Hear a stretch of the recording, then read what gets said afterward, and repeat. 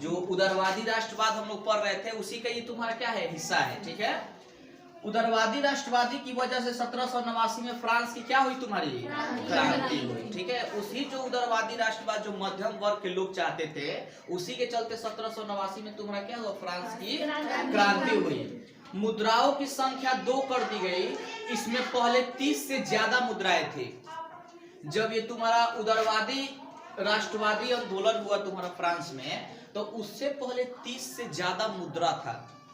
ठीक है, मुद्रा यानी कि हम लोग के पास जो रुपया चलता है ना, सब देश में अलग अलग चलता है, तो वहां पे तुम्हारा जो मुद्रा थी वो 30 से अधिक थी, लेकिन उसको कितना कर दी गई, 2 कर दी गई। ठीक है, 2। तो कहीं कहीं 20 से भी अधिक मिलता है, कि 20 से अधिक था, और कहीं कहीं 30 से भी अधिक मिलता है। ठीक है, तो अगर 20 से भी अधिक मिले ऑप्शन में, तो उसमें भी अगर 30 नहीं होगा तो एक ही को रहेगा, या तो 20 रहेगा, नहीं तो क्या रहेगा, 30 रहेगा। 2 कंफर्म रहेगा कि 2 कर दिया गया था। नेपोलियन के समय केवल पुरुष जिनके पास धन है वही वोट दे सकते हैं। देखो कितना भयंकर दिमाग लगाया था नेपोलियन। एगो तो इसका तंत्र जो था राजतंत्र था, राज करने का जो शासन था राजतंत्र था, और राजतंत्र में भी केवल पुरुष वोट दे सकते थे, महिला नहीं। बात है समझ में, केवल कौन वोट दे सकते थे, पुरुष, महिला नहीं दे सकते थे, दे सकती थी। और वही पुरुष दे सकते थे जिनके पास धन है, पैसा है, यानी कि कुलीन वर्ग के लोग, जो उच्च कोटि के लोग होते थे, वही लोग केवल वोट दे सकते थे। देखो कितना भयंकर दिमाग लगाया है। किसी के पास अगर पैसा है, बहुत सारा धन है, तो उसके पास किसी चीज की कमी है, तो उसको वोट दे सकता है कि चलो, जब किसी को कमी महसूस होता है तब नहीं इधर उधर जाके वोट देगा कि नहीं भाई सरकार सही से काम नहीं किया, तब इसको वोट नहीं देंगे। लेकिन सब किसी के पास परिपूर्ण पैसा भरा हुआ है, तो किसी को भी चुन सकता है। तो ये लोग इनको ही प्रभावित करके रखता था नेपोलियन। तो ये लोग क्या करते थे, इसी को वोट देते थे। अब देखो, अब हम लोग पढ़ते हैं जाल्वेराइन। जाल्वेराइन क्या है, ठीक है, और जाल्वेराइन के बारे में पूछता है, ठीक है ना, तो इसको थोड़ा सा ध्यान से समझेंगे। यह एक जर्मन शुल्क संघ था, यानी कि जाल्वेराइन जो था ना, एक ये जर्मन शुल्क क्या था, तुम्हारा संघ था। ये संघ यानी कि एक कमिटी थी जो कि जर्मनी में शुल्क उछलने का काम करती थी, यानी कर लेने का काम करती थी। ठीक है, उसके बाद देखो, जिसमें अधिकांश जर्मन राज्य शामिल थे। इसमें यानी कि अधिकांशतः कि कौन से राज्य शामिल थे, तो जर्मन राज्य शामिल थे। जर्मनी के जितने भी राज्य थे वही सब शामिल थे, जिसमें अधिकांश जर्मन राज्य शामिल थे। यह संघ 1834 में प्रसा की पहल पर स्थापित हुआ था। यानी कि ये जो जाल्वेरिन संघ था, इसको कब बनाया गया था, 1834 में। और किसके पहल पर बनाया गया था, तो प्रसा की पहल पर बनाया गया था। ठीक है, उसके बाद देखो, इसमें विभिन्न राज्यों के बीच शुल्क अवरोधों को समाप्त कर दिया गया। यानी कि एक राज्य से जो दूसरे राज्य में आने जाने पर, चाहे व्यापार करने पर जो शुल्क लगता था, जो शुल्क अवरोध का मतलब क्या होता है, रुकावट। यानी शुल्क के चलते रुकावट होता था, बहुत लोग उसके चलते सही तरीका से व्यापार नहीं कर पाते थे, तो शुल्क को क्या कर दिया गया, समाप्त कर दिया गया। ठीक है, किसके तहत, तो जाल्वेराइन संघ के तहत। ठीक है, उसके बाद देखो, और मुद्राओं की संख्या 2 कर दी गई।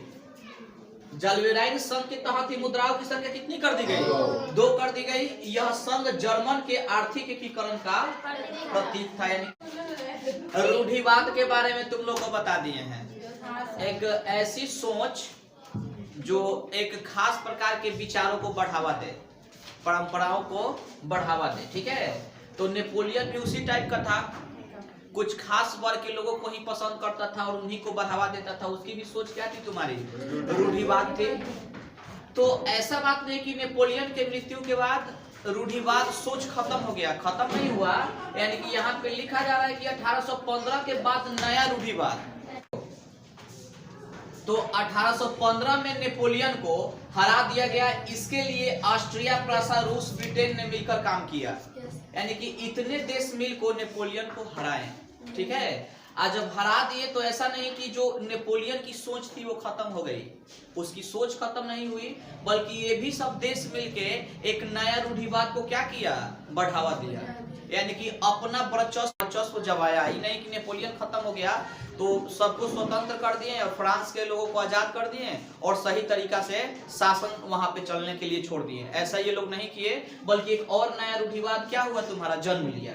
ठीक है, उसके बाद देखो, इसके बाद उन्होंने नेपोलियन के समय जितने भी बदलाव हुए थे उन सबको खत्म कर दिया। यानी कि नेपोलियन के समय जो भी नेपोलियन जब सत्ता चला रहा था तो जो भी ये बेचारा अपना बदलाव किया था नेपोलियन, उस सबको क्या कर दिया गया, इन लोगों ने खत्म कर दिया। ठीक है, मतलब अब बोले कि सब अब नियम नहीं चलेगा, अब एगो नया प्रकार से हम लोग नियम बनाते हैं, अब वही सब नियम चलेगा। ठीक है, ये जो नियम खत्म किया गया तो जिसके लिए एक समझौता किया गया, ये नियम खत्म करने के लिए एक समझौता किया गया कि भाई सब कोई बैठेगा तभी ना ये खत्म हो सकता है। जो भी देश इसको मिल के हराए हैं नेपोलियन को, तो सब लोग एक जगह बैठेगा, बात विचार करेगा कि हाँ जी क्या क्या करना है, तो वही लोग बैठ के ये समझौता किए और इस समझौता का नाम रखा गया वियना समझौता या वियना संधि। ठीक है, संधि के तहत मुख्य 3 निर्णय लिया गया, यानी कि जो संधि हुआ इसके तहत 3 गो निर्णय लिया गया। पहला निर्णय था कि पहला की सीमाओं पर कई राज्य कायम कर दिया गया, यानी जो फ्रांस के जितने भी सीमा थे उस पे नए नए राज्य बना दिए गए। ठीक है, क्यों बना दिए, ताकि भविष्य में फ्रांस अपना विस्तार ना कर सके। अब देखो, जैसे नेपोलियन तो बहुत सारा अपना राष्ट्रवादी विचार यानी कि बहुत सारा अपने राष्ट्र को विस्तार किया था, फैलाया था, तो देखा गया कि भाई आगे चल के फिर कोई नेपोलियन के जैसा न हो जाए। बात है समझ में, इसलिए हम क्या करते हैं कि यहाँ पे नई नई लोगों को लेके, नए नए जाति को, नए नए वंशों को लेके इसके साइड में राज्य बना देते हैं अलग अलग टाइप का, कि लोग कभी एक नहीं होंगे, आपस में लड़ते रहेंगे तो इनका विस्तार नहीं होगा, नहीं तो फिर विस्तार होगा तो फिर बड़ा बन जाएगा। मान लो कि आज एक नेपोलियन है, कल कोई और आया जो इससे भी शक्तिशाली हो तो और भी साम्राज्य को क्या कर लेगा, विस्तार कर लेगा, बढ़ा लेगा। तो ये सब अपना दिमाग लगाया ये सब वियना संधि में कि क्या क्या हम लोग को करना है। ठीक है, उसके बाद देखो, फ्रांसीसी क्रांति के दौरान हटाए गए बुर्बो वंश को सत्ता में बहाल किया गया। यानी कि फ्रांसीसी क्रांति में जब हुआ था तो नेपोलियन क्या किया था कि एक ये वंश था बुर्बो वंश, जो कि इससे वो क्या करता था, नफरत करता था, तो इस वंश को क्या कर दिया था, साइड कर दिया था। लेकिन ये सब क्या किया कि इसको भी बहाल कर दिया कि इसका भी वर्चस्व रहेगा, तो फ्रांस में लोग आपस में मिलके नहीं रहेंगे, तो ये लोग एक नहीं होंगे, तो फिर फ्रांस का तुम्हारा क्या होगा, विस्तार नहीं होगा। तीसरा राजतंत्र को शामिल रखा।